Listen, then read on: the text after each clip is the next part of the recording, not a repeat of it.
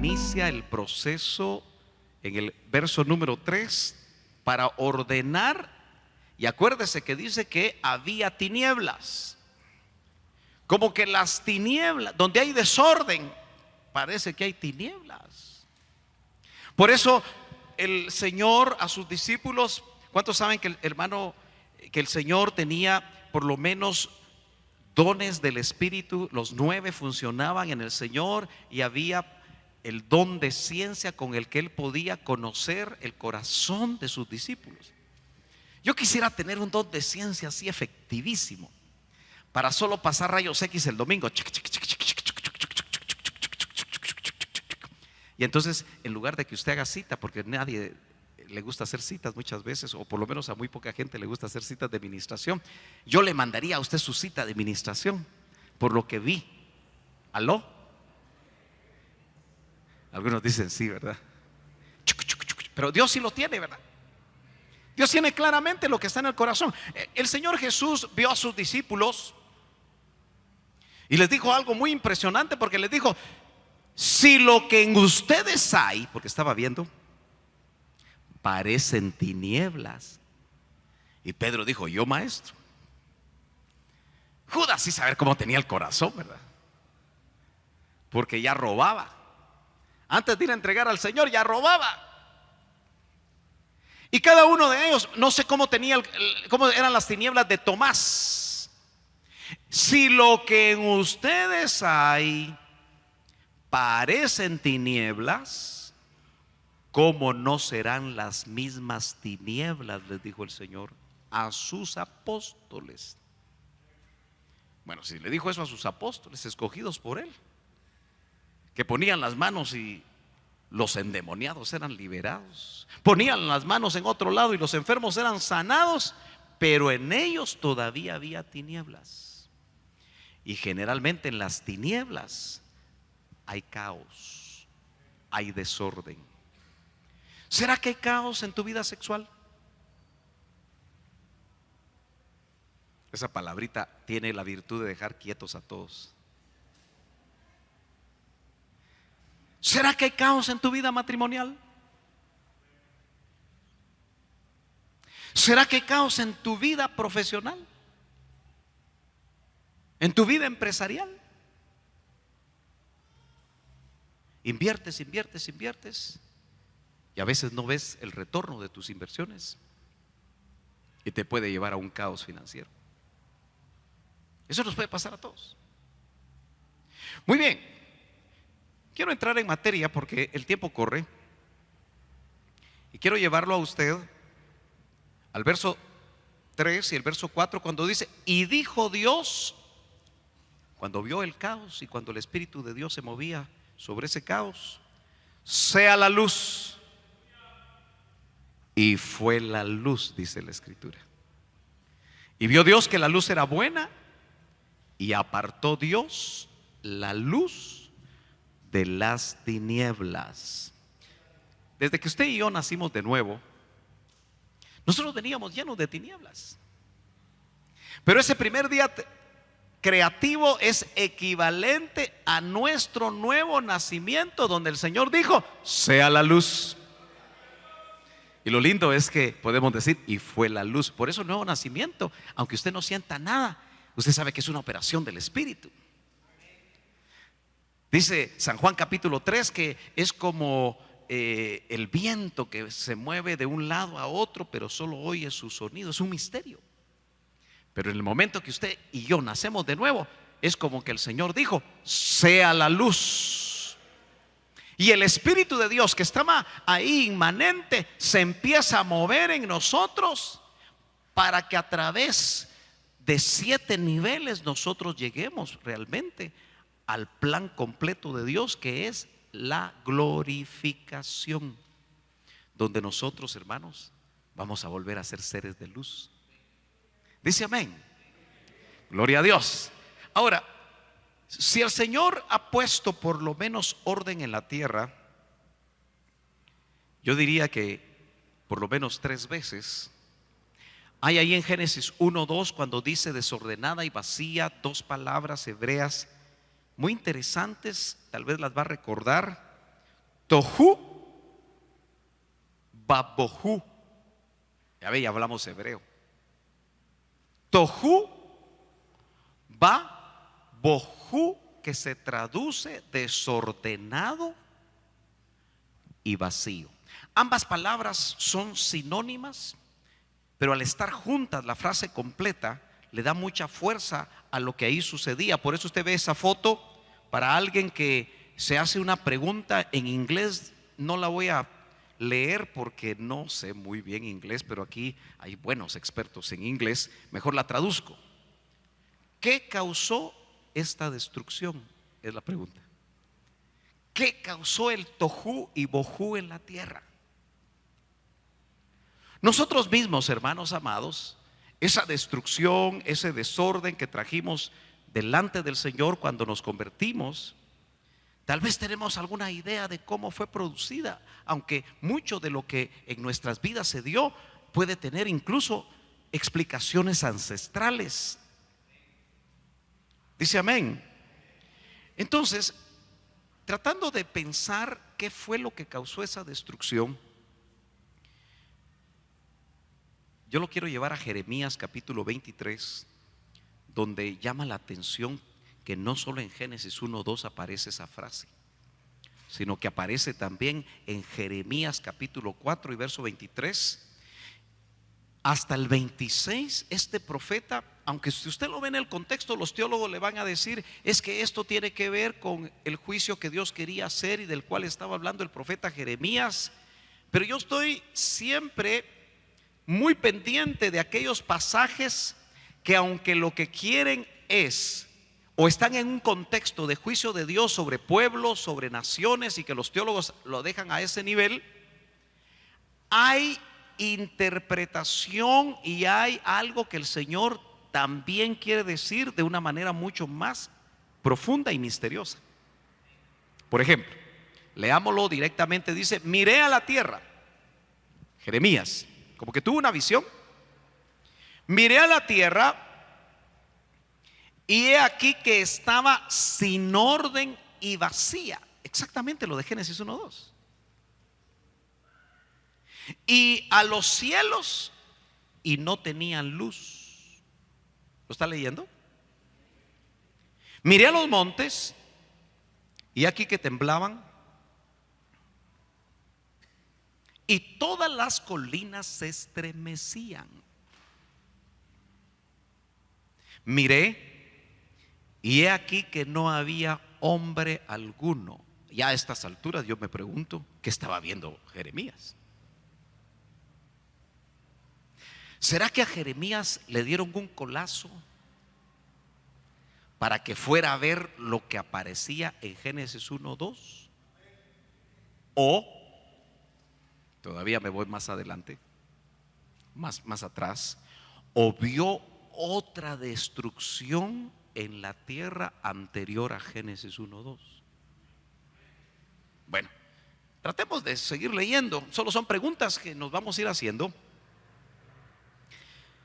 Mire, verso 26.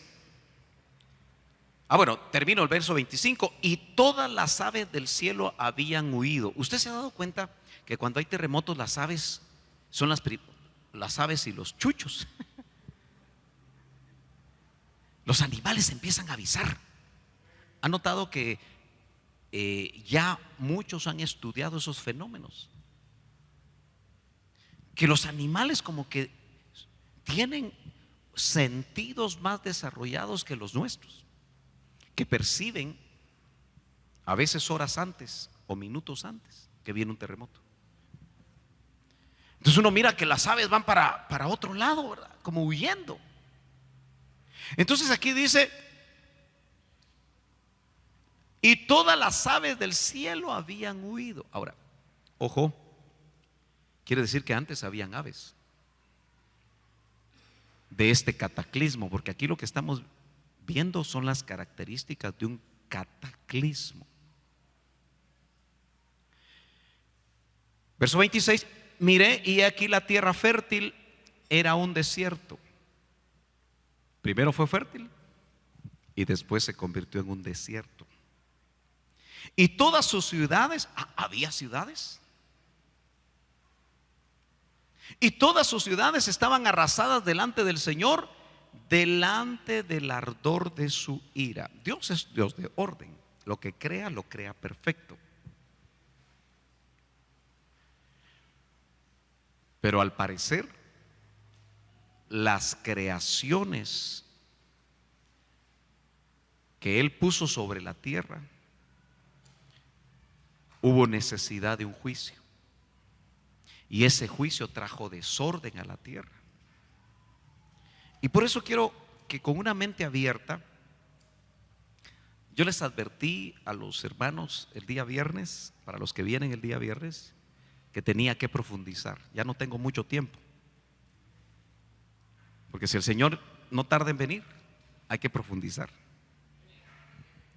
Personalmente creo que aquello que recibí y tuve tiempo de digerir por muchos años de parte del hermano Otto, se lo tengo que dar. Y aunque se los he dado a aquellos que han caminado conmigo por 15 años, muchos de ustedes no lo han oído. Y aquellos que lo han oído, vale la pena que lo refresquen y que otra vez profundicen y mediten, porque le quiero hacer un paréntesis pequeñito. La doctrina es para desarrollo del hombre interior. Dice amén. La doctrina es para que nosotros alcancemos la estatura del varón perfecto y del Cristo total. La doctrina es para que nosotros conozcamos el propósito maravilloso de Dios, que no es solamente darnos salvación, sino que tiene un propósito mucho más grande. Dice amén. Por eso, quiero que con una mente abierta usted vea el esquema que le voy a presentar.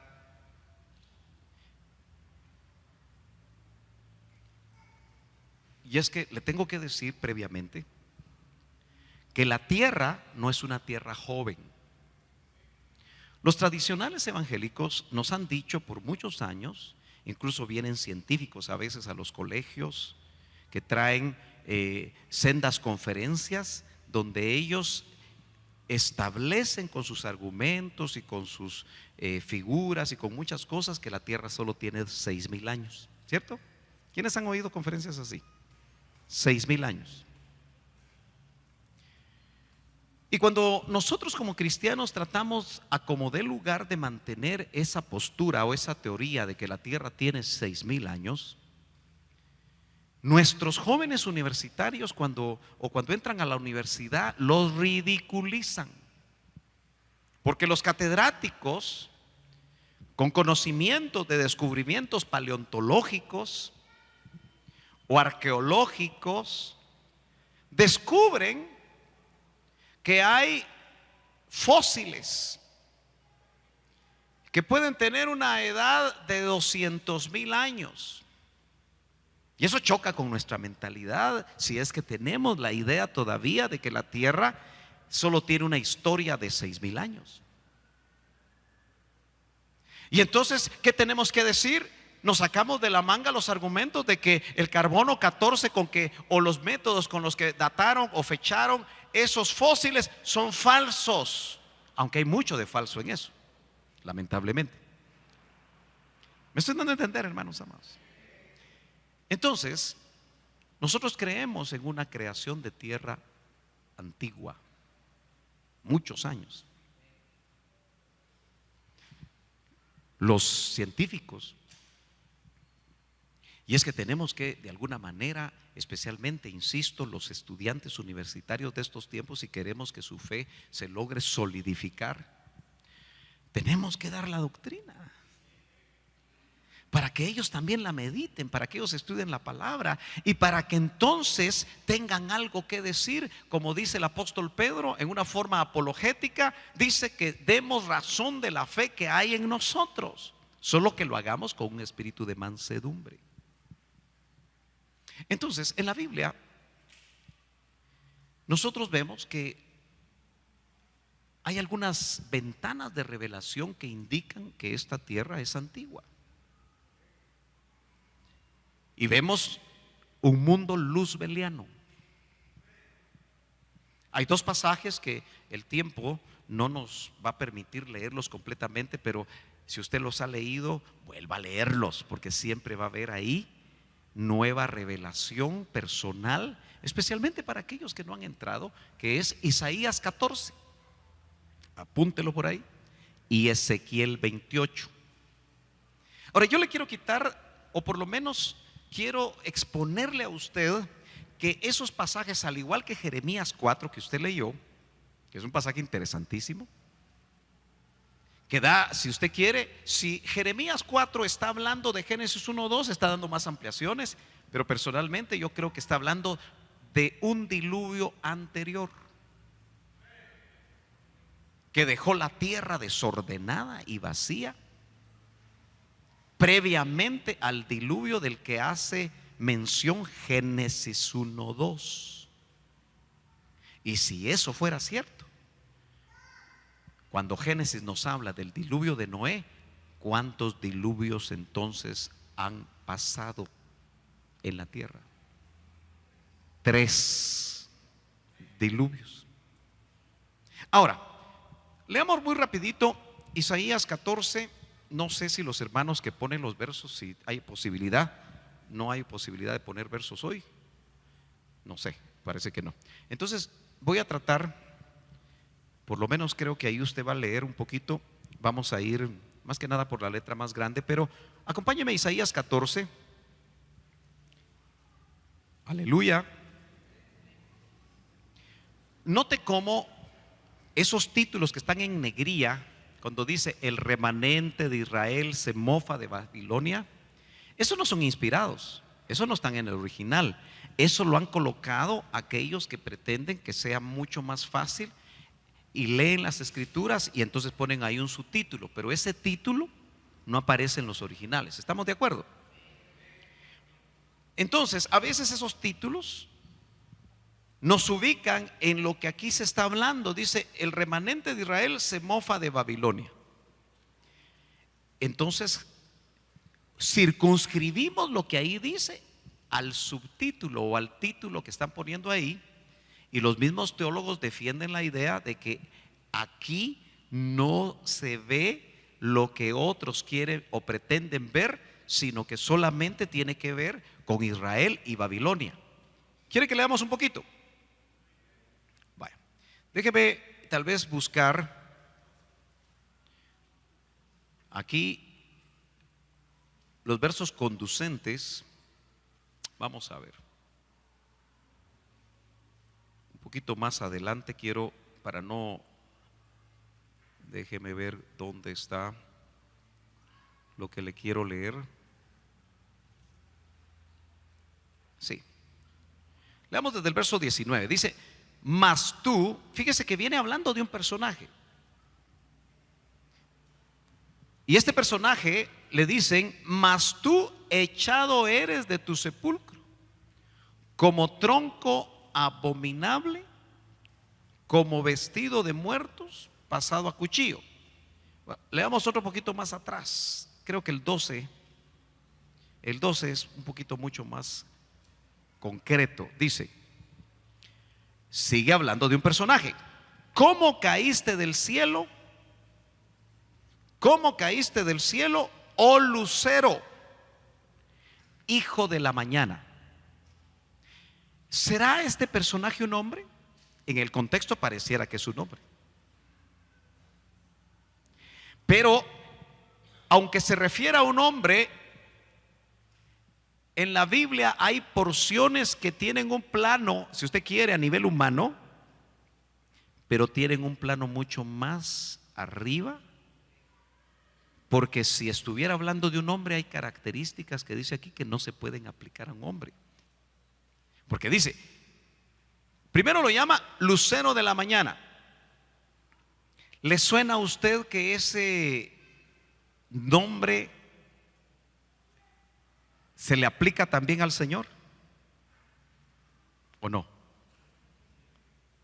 También al Señor se le llama en una porción lucero de la mañana. Por eso algunos dicen, es que este personaje y el Señor son hermanos. No, hermano. Lo que yo quiero que usted note es que en Job cuando habla de las estrellas del alba, no se está refiriendo a soles, porque los soles son estrellas, ¿sí? Sino se está refiriendo a personajes, vamos a llamarles celestiales, aunque pueden haber sido celestiales caídos, personajes creados por Dios en la eternidad pasada, que tenían una función en el universo, pero que cayeron. Y aquí se está hablando de la caída de uno de ellos, que le llaman oh lucero de la mañana. Verso 12: cortado fuiste por tierra. Pero aquí aparece una frase que no sé cómo aparece en sus versiones. Dice: tú que debilitabas las gentes. ¿Qué gentes? Estamos hablando de un mundo luzbeliano mucho, quizá millones de años antes que Adán. Mire, no me juzgue desde este momento si usted por primera vez está oyendo esto. ¿A dónde me vine a meter? No diga eso. Solo escuche. Dese el chance de escuchar, dese el chance de apuntar los versos, dese chance de preguntar antes de tomar decisiones. Porque no quisiera que ahora que vamos a profundizar en la doctrina, algunos me digan: adiós, hermano Sergio, o que tal vez ni siquiera se despidan, ¿verdad? Amén. Entonces, note que dice, está hablando de este personaje que de dónde cayó. ¿Dónde cayó? Del cielo.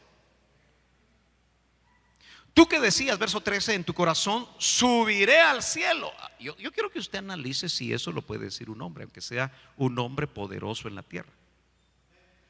¿Quién podía subir al cielo? Si para subir al cielo no se necesita una escalera grande y una chiquita, ¿verdad? ¿Me entiende? Dice: subiré al cielo, en lo alto junto a las estrellas de Dios. Estas estrellas de Dios son personajes, son seres. Apunte sus preguntas. Yo creo que voy a poner la modalidad de dejar 15 minutos de preguntas en algún momento para que usted las pueda hacer y se pueda aclarar las cosas. Ensalzaré mi solio, y en el monte del testimonio me sentaré a los lados del Aquilón. Bueno, déjeme pasar a otra versión. Vamos a ver la versión Las Américas. Lo voy a leer. Dice: subiré al cielo, por encima de las estrellas de Dios. Note, aquí dice: por encima de las estrellas de Dios levantaré mi trono. Es más fácil, ¿verdad? Y me sentaré en el monte de la asamblea. ¿Qué asamblea? ¿Sabe usted que Dios tiene asambleas? Acompáñeme a Salmo 82, 1. Rapidito. Salmo 82, 1.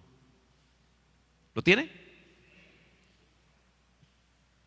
Salmo de Asaf. Vamos a ver. Versión Reina Valera. Dios está en la reunión de los dioses, con D minúscula. ¿Lo lee? ¿Sí se lee ahí? Dios está en la reunión de los Elohim, dice el original. En medio de los Elohim juzga.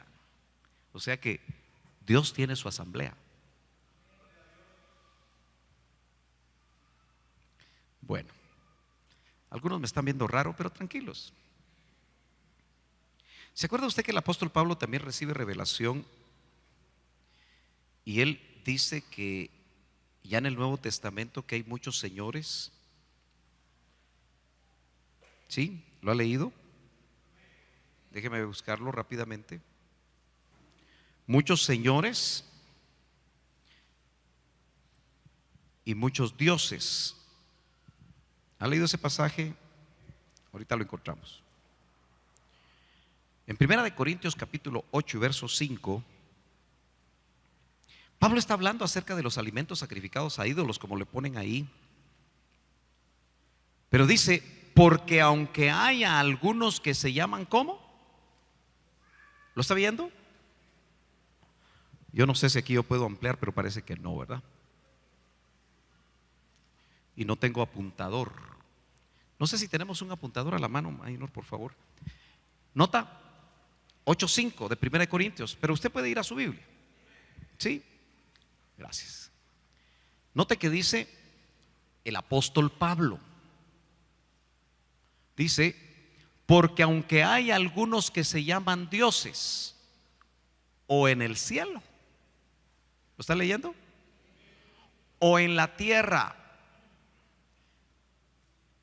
Pablo está aceptando que hay dioses con D minúscula, no con D mayúscula, en la tierra y en los cielos. Y muchos señores. ¿Ha oído usted de que hay señoríos? Hermano amado, en el universo deben haber señoríos. Le voy a hacer referencia rápidamente a ciertos pasajes, usted los busca, yo sé que los ha oído. Pero ¿se acuerda usted que cuando Daniel estaba orando? ¿Cuántos días oró Daniel? ¿Cuántos? 21 días estaba orando Daniel, igualito que nosotros, ¿verdad?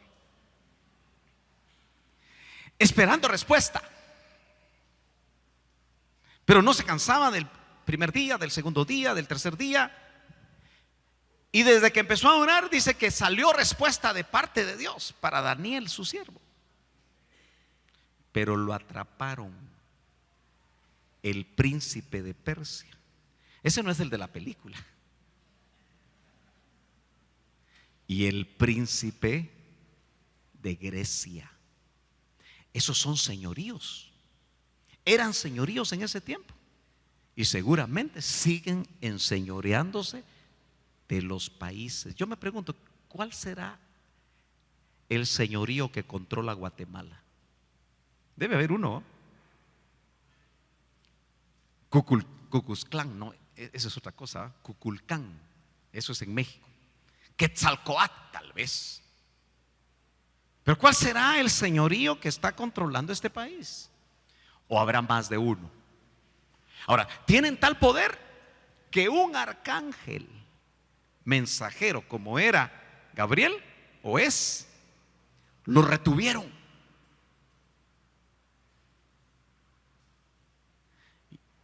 Entonces prepararon a Miguel, el arcángel guerrero. ¿Se acuerda que ese personaje en Apocalipsis 12 va a pelear otra vez con la tercera parte de los ángeles caídos que arrastró Satanás? Hermano amado, usted aquí está sentadito y usted no sabe cuántas batallas están rugiendo sobre su cabeza en este momento. Porque cuando se empieza a hablar de estas cosas empiezan las batallas. Porque si logramos mantenerlo a usted solo con el ABC del Evangelio y que se quede ahí nada más como un tecnoncito, un niñito en la fe, hasta buen instrumento del diablo va a ser usted. Porque no logra discernir, no tiene todavía los sentidos espirituales ejercitados para discernir. Yo no estoy contando el cuento de la abuelita, pero sí necesitamos que usted, si no logra entender esto, escudriñelo en casa, medítelo en casa, pregúntele a su discipulador. Los discipuladores van a tener que afinar. Aleluyita. Gloria a Dios. Porque aunque hay algunos que se llaman dioses, note que se traduce de minúscula, o en el cielo o en la tierra, como hay muchos dioses y muchos señores, pero lo que está hablando él es de las viandas sacrificadas a los ídolos. Entonces detrás de un ídolo hay señoríos. Detrás de cada monumento en los templos, sean cristianos o paganos, atrás hay señoríos, hay entes espirituales, seres espirituales que tienen como propósito tomar las mentes, esclavizar a los hombres. ¿Se acuerda que Pablo incursionaba en un evangelismo que nosotros no tenemos experiencia en evangelismos de ese tipo? A nosotros nos cuesta dar un tratadito. No, usted no, ¿verdad? Ustedes pilas. Pero el evangelismo que Pablo hacía era incursionar donde Diana de los Efesios, que era una estatua, pero detrás del monumento, como vector, había señoríos poderosos. ¿Usted se imagina que los efesios decían por cuántas horas? ¿Cuántas horas gritaron los efesios? Diana de los Efesios, Diana de los Efesios, Diana de... Ese era el evangelio. Él iba a pelear espiritualmente contra potestades. Y la iglesia del final va a tener que pelear contra esas potestades. Pero lo primero es que tenemos que entender que hay regiones tan hostiles contra el evangelio. Le llaman los misioneros la ventana 1040. Esa ventana 1040 que habla de paralelos y que definen una región en la tierra, es la región menos evangelizada y más entregada a sacrificios muchas veces diabólicos, religiones oscurantistas terribles, y cada misionero que va ahí lo matan. Por eso nadie quiere ir ahí. Fíjese que los apóstoles de hoy, ¿no cree usted que serían los abanderados para ir ahí?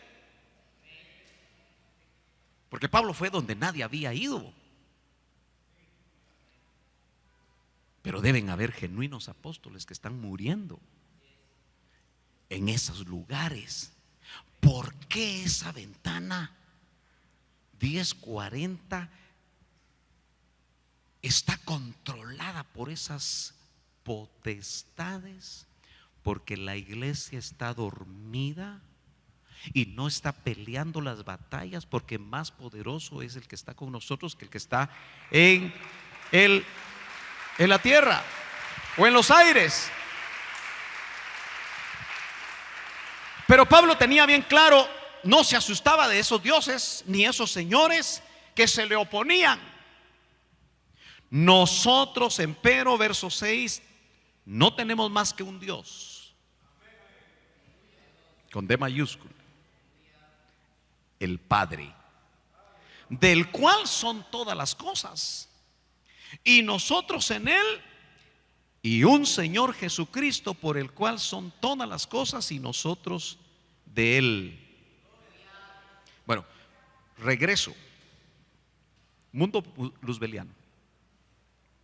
En Isaías 14 se percibe que este personaje luz bella, en ese mundo, ¿cómo sería ese mundo luzbeliano?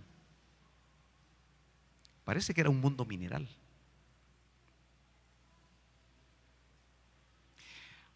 ¿De dónde se saca usted eso? Ezequiel 28, rapidito. ¿Está conmigo? ¿No se me ha dormido? Si se está durmiendo, párese, júntese así contra una pared, y eso va a evitar que se duerma, ¿verdad? Ezequiel 28.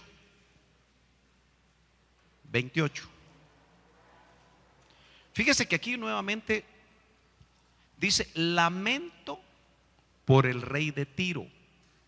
De una vez nos ubican que va a hablar del rey de Tiro, un rey de Tiro antiguo.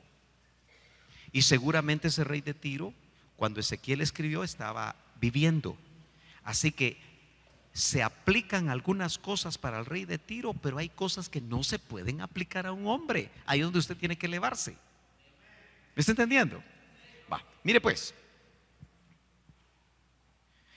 Y fue a mí palabra de Jehová diciendo, verso 11: hijo de hombre, levanta endecha sobre el rey de Tiro y dile: así ha dicho el Señor Jehová, tú,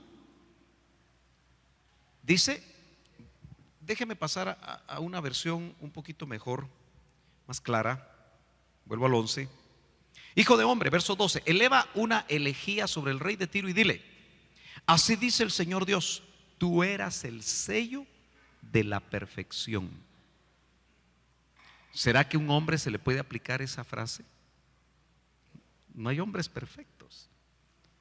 Adán, cuando fue creado, era perfecto, pero no está hablando de Adán,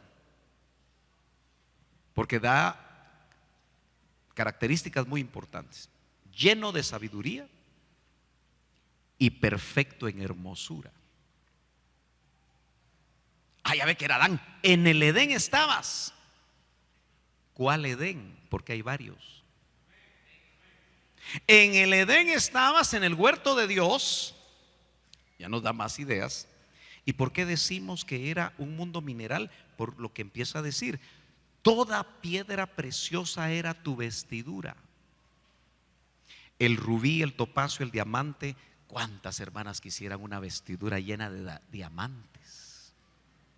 El berilo, el ónice, el jaspe, el zafiro, la turquesa y la esmeralda. Y el oro, la hechura de tus engastes y de tus encajes estaba en ti. El día que fuiste creados fueron preparadas. ¿Será el mismo personaje de Isaías 14? Sí.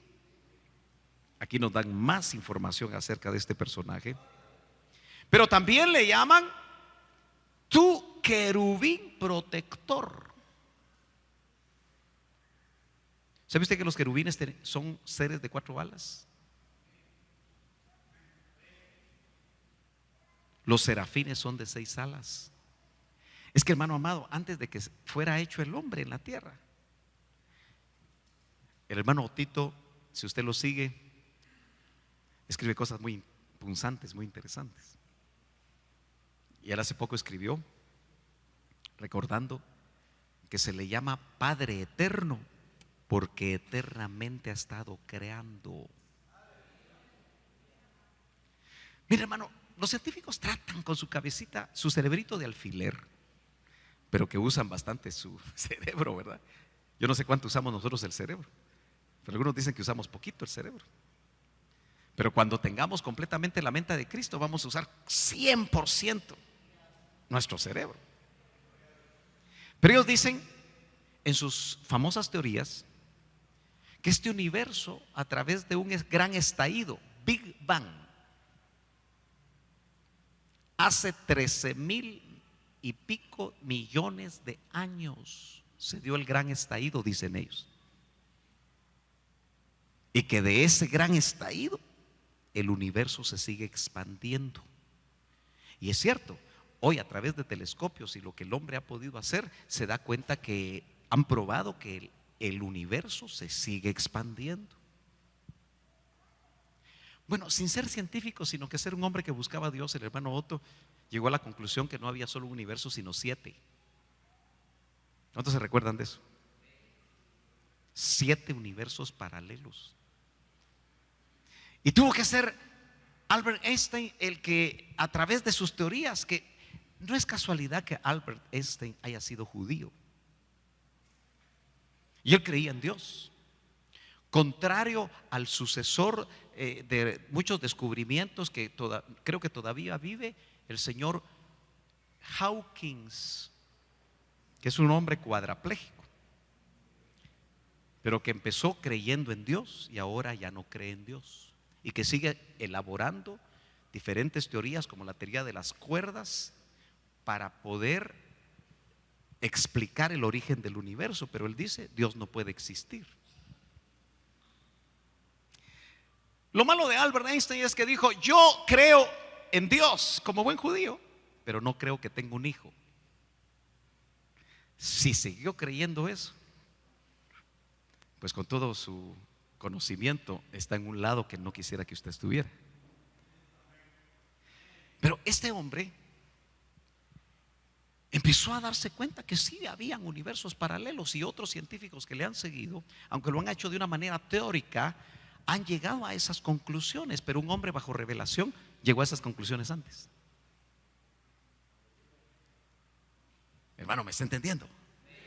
Gloria a Dios. Entonces, mire, este personaje que ya vimos en Isaías 14, que dice que trató mal a la gente de ese tiempo, de ese mundo luzbeliano.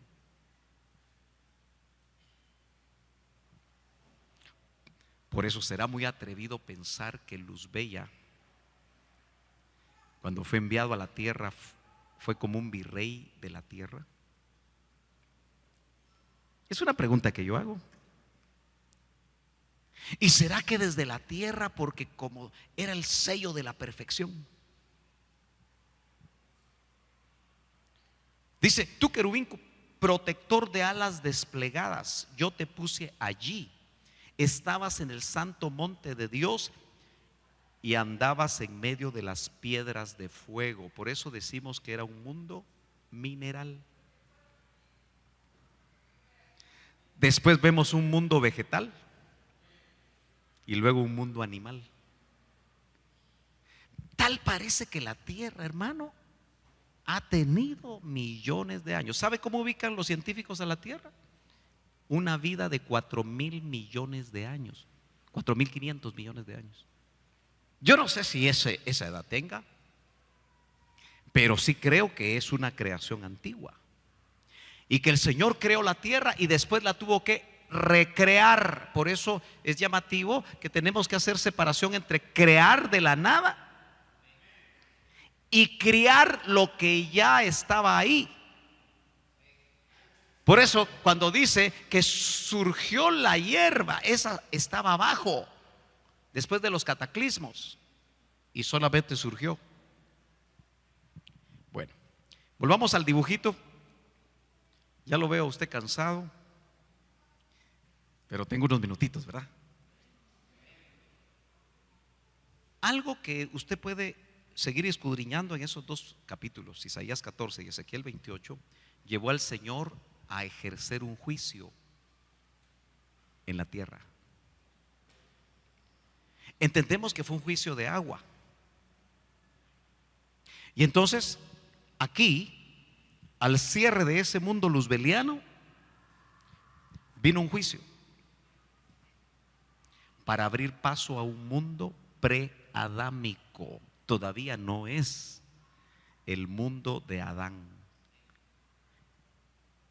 Mire, hermano, si hay vestigios de seres con características humanoides de 200,000 años, ¿no será que esos humanoides eran los que gobernaba Luzbella? ¿Aló? Para que nosotros no digamos: no, hombre, es que ¿cómo va a ser posible que se encuentre un fósil, un cráneo, una mandíbula, un fémur de un hombre o de un humanoide? Porque los científicos lo que lo ven, los que siguen la línea de la teoría de la evolución, dicen: acuérdense que siguen buscando el famoso eslabón perdido.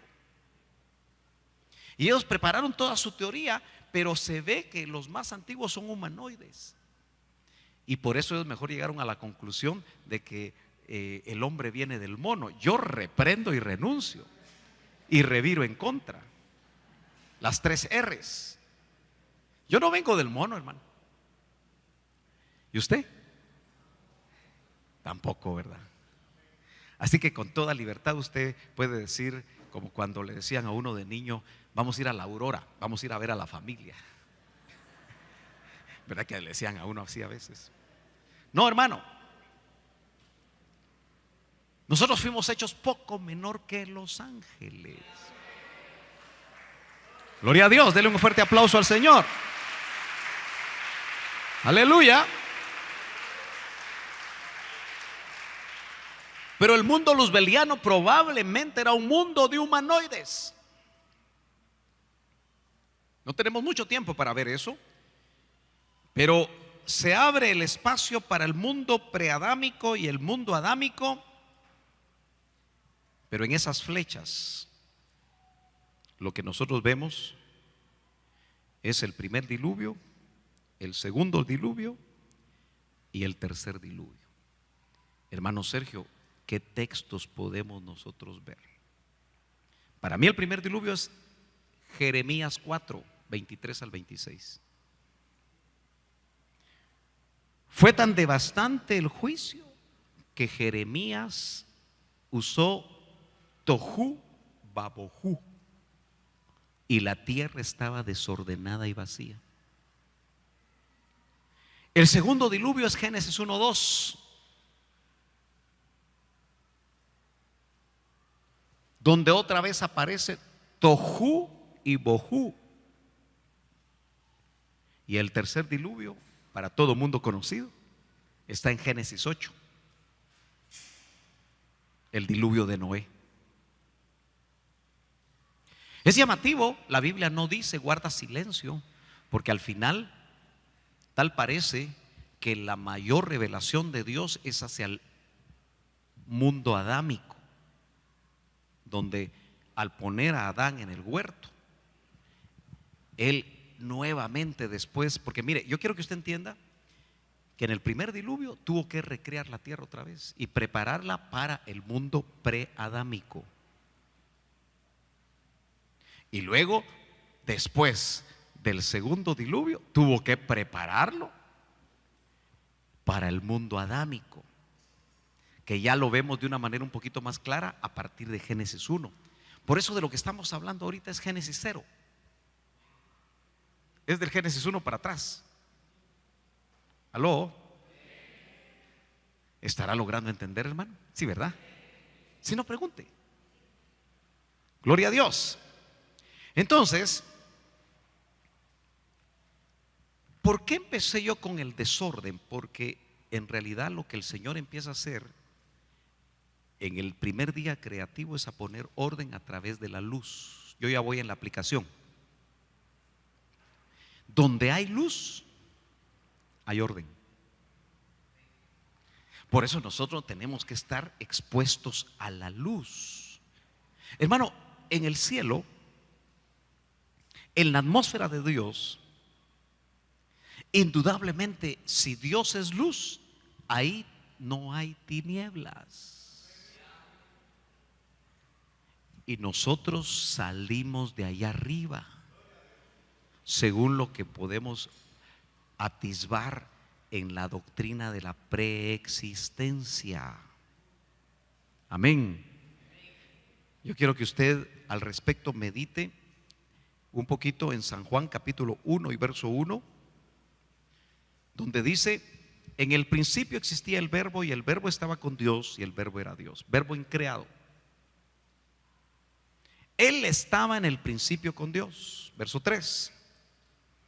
Todas las cosas fueron hechas por medio de Él.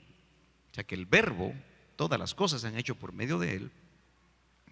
Y sin Él nada de lo que ha sido hecho fue hecho. Trata de enfatizar la idea. Verso 4 me interesa. En el verbo, en Él estaba la vida. Y la vida era la luz de los hombres. Entonces, hermano, Dios es luz, pero también Dios es vida. Eso quiere decir que donde Él habita, Primera de Timoteo 1:10 dice que Él habita en luz inaccesible. Seguramente el original se queda, la traducción se queda corta a lo que el original dice, que Dios habita en luz inaccesible. Y si es inaccesible, está hablando del Altísimo. Está hablando de lo que dice San Juan 1:18. Si quieren lo leemos rapidito. 1:18, tengo unos minutitos. Nadie ha visto jamás a Dios, pero si el Padre le vio a Moisés las espaldas, ¿cierto? Yo estoy asumiendo que usted ha leído eso. Si no, búsquelo. ¿Qué era lo que más anhelaba Moisés? Ver el rostro de Dios. Pero él le dijo: no me vas a poder ver porque no hay hombre alguno que soporte eso, pero sí verás mis espaldas. Entonces no está hablando del Padre. Al Hijo, cuando encarna y vimos su gloria como la gloria del unigénito del Padre, lleno de gracia y de verdad. Entonces, ¿de quién está hablando? Del Altísimo. ¿Aló? Él habita en luz inaccesible. Y a él nadie le ha visto jamás. El unigénito Dios que está en el seno del Padre, él le ha dado a conocer. En este verso está el Altísimo, porque es el Dios que jamás se ha visto, que es el único. Solo hay uno, no son 3 o 4, solo es uno. Pero al Altísimo nadie le ha visto. El unigénito Dios, ese es el Hijo, el unigénito Dios, porque tanto el Padre como el Hijo como el Espíritu Santo tienen la misma esencia, la esencia del Altísimo. Y luego aparece que está en el seno del Padre. Él le ha dado a conocer. ¿Quién ha dado a conocer al Padre? El Hijo. Ahora, nosotros, si todavía tenemos tinieblas, viene la aplicación, todavía hay desorden en nuestras vidas, pero Dios no le gusta el desorden. Fíjese que Pablo dice, usted busca en casa el verso, dice, a los que andan desordenadamente, con ellos